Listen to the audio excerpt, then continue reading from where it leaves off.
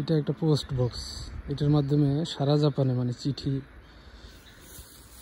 কাগজপত্র এগুলা মানে পাঠানো হয় এবং এটা সম্পূর্ণ সচল রয়েছে। তথ্য প্রযুক্তির একটা দেশ জাপান,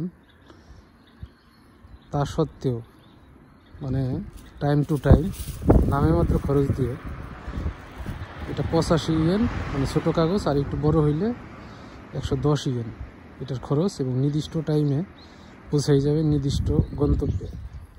এবং কতটা নিট অ্যান্ড ক্লিন দেখেন, যেটা আমাদের দেশে একটা সময় দেখতাম বট গাছের সাথে বাজারে বিভিন্ন জায়গায় ঝুলানো, তো সেটার কার্যকারিতা কখনো দেখিনি। মানে একটা দেশকে সুন্দর করতে হলে কতগুলো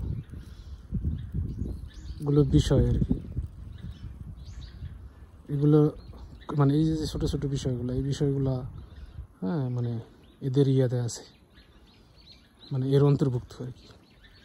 এটা না হইলেও কিন্তু সম্ভব, কিন্তু এটার ব্যবহারটা এখন স্বচ্ছভাবে এবং শতভাগ আছে আর কি। জাস্ট এতটুকুই।